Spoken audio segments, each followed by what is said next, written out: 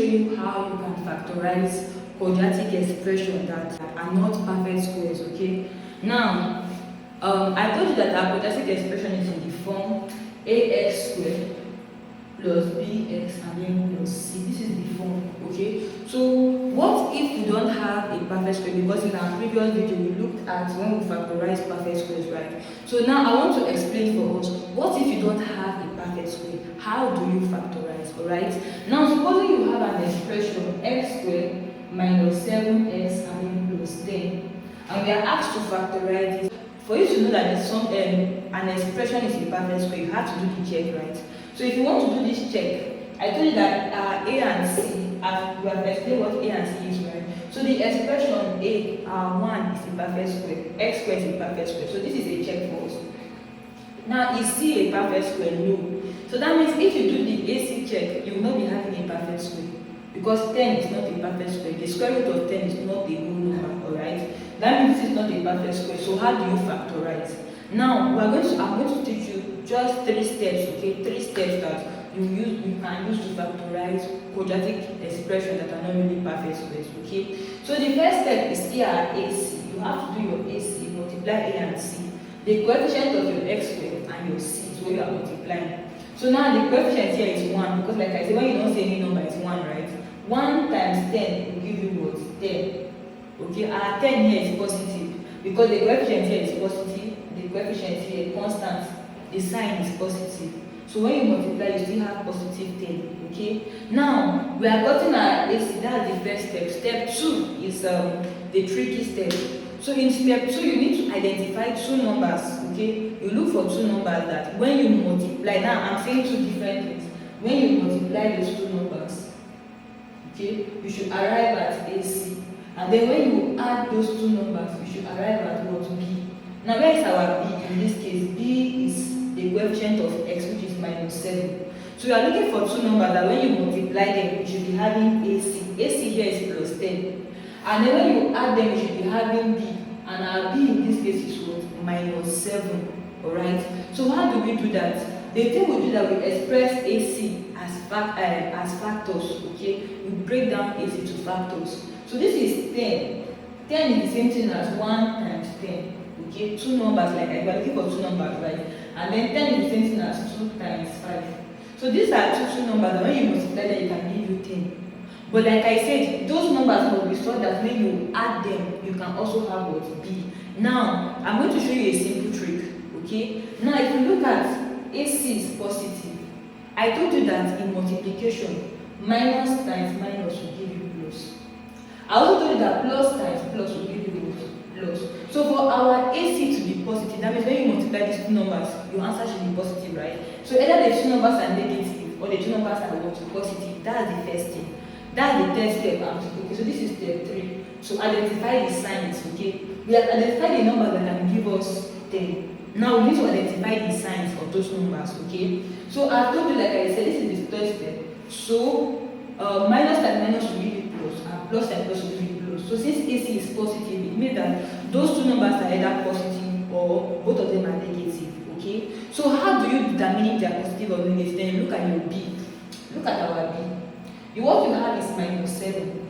2 positive numbers can never add themselves to give you minus 7. Like I said, you are adding. 2 positive numbers can never add 2 positive numbers to get a negative answer when adding. So automatically it means that whatever we have here will be negative numbers, okay? Because our B, like I said, is negative.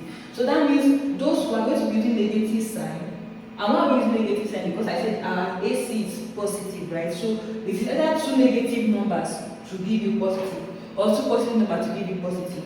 But now our B is negative, and that automatically means that it is 2 negative numbers. When you add them, you have what? A negative answer. Alright?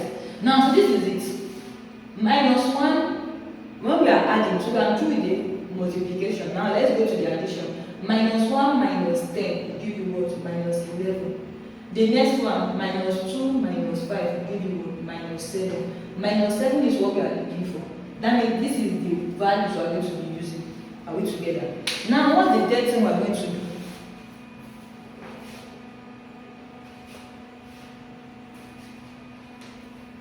Now that we have identified these 2 numbers, okay, to be minus 2 and minus 5.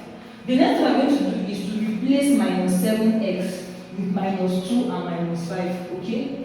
We have identified the two factors, right?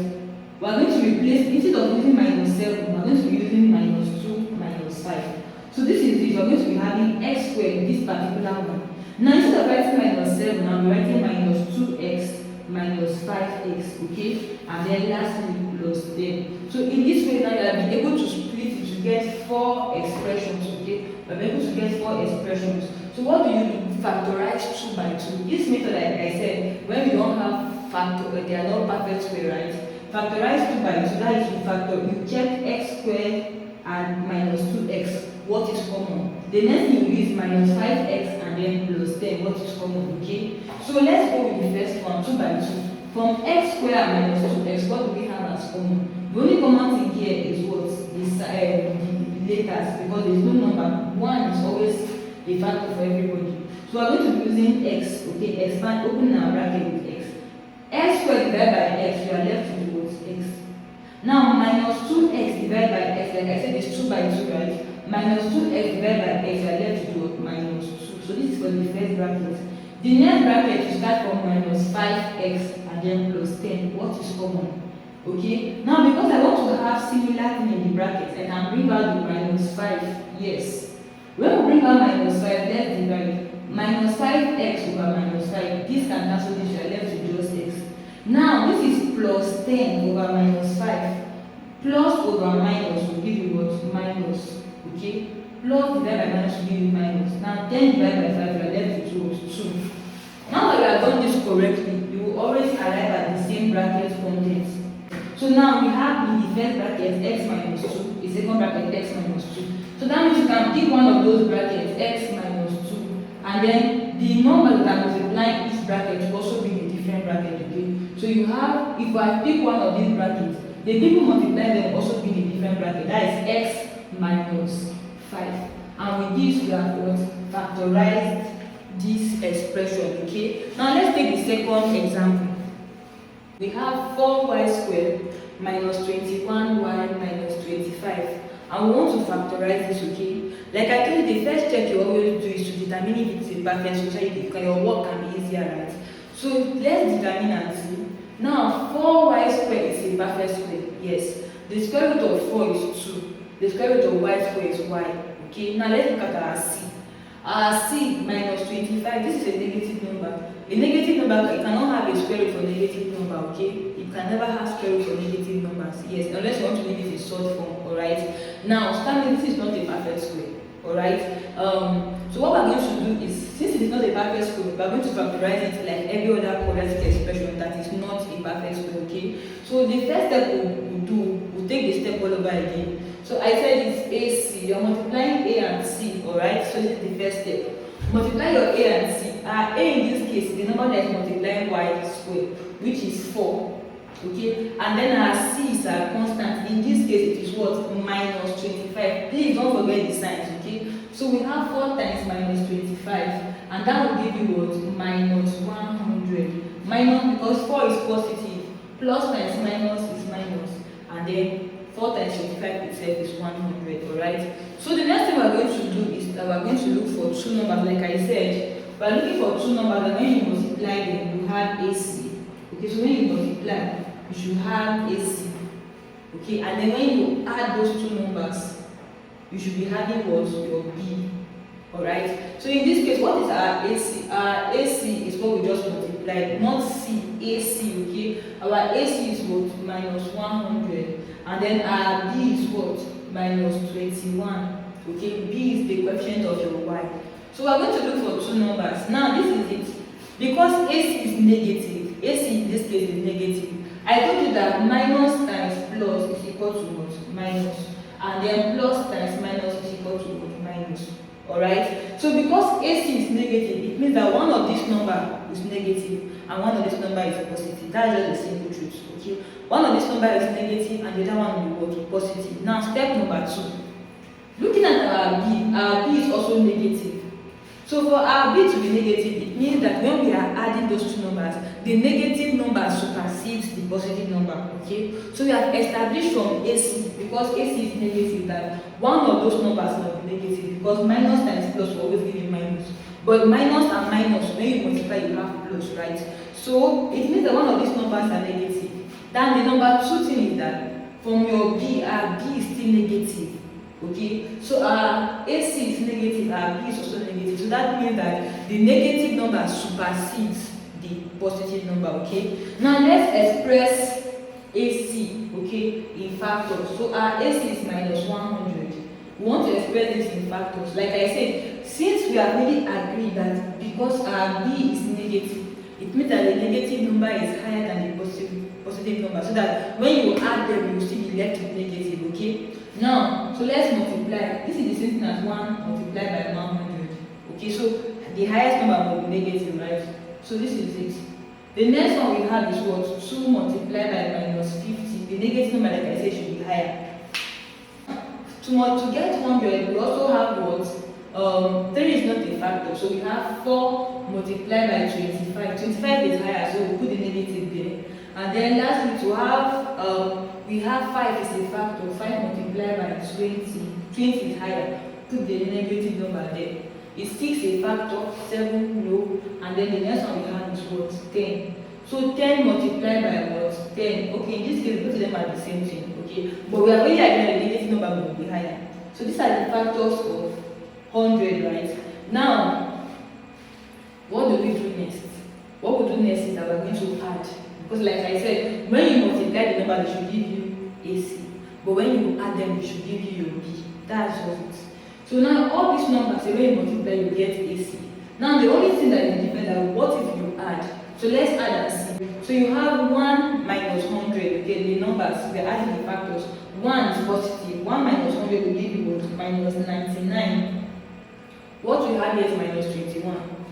2 minus 50 will give you what?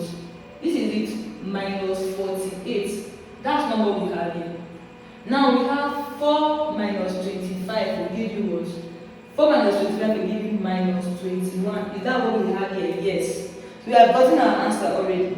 And then for the sake of, maybe let's just finish everything. 5 minus 20 will give you what? Minus 15. Not what we have. And then lastly, let's put the minus anywhere. 10 minus 10 will give you 0. That's not what we have here, okay? So in this case, we're going to be using what our answer, which is what? 4 and 25. This is where we are going to be doing, alright? So it means that we're going to be expressing 21. Instead of using 21, we're going to be replacing it with what? 4 and 25, okay? 4 and minus 25, okay? So expressing, we're going to be having 4y squared. Now this is it, plus 4y, because the 4 is positive, and then minus 25y. Because when you add, like I said, 4 positive 4 and minus 25, you arrive at what? Minus 21, okay? So we are going to express that, and then the last constant is minus 25. So with this, we are now set to what? To factorize 2 by 2. So once we've gotten 4 expression, factorize 2 by 2, right? So let's factorize. So you have 4x squared, and then we have plus 4y, 2 by 2, alright? What is common here? 4 is common, and then y is also common, so we can bring this out. Now, 4y squared divided by 4y, we're left with just y, okay? Because 4 will cancel 4, y will cancel y, and then we're left with one of the y's, okay? Now, the next one, plus, and then the sign is still positive, because this is positive, right? Plus divided by plus is still plus. 4y divided by 4y, your answer is equal to 1. So we are through with this person. Now, what is common here and here? Minus minus is common, 25. So we can bring out minus 25, alright? Now we are got to minus 25. What do we have left? Minus 25y over minus 25. That minus will cancel this minus. 25 will cancel 25, and then we are left with what? Y. Now minus 25 divided by minus 25, okay? Minus will also cancel minus to give us what? Plus. 25 will cancel 25 to give us what? 1. Alright? So if you've done your factorization correctly, you will always have the same content in the bracket, okay? Now that you have the same content in the bracket, you can pick one of those contents, y plus 1. And then the people multiplying the brackets, those variables that are multiplying the bracket and being in separate brackets. So you are going to be having what? 4y and then minus 25.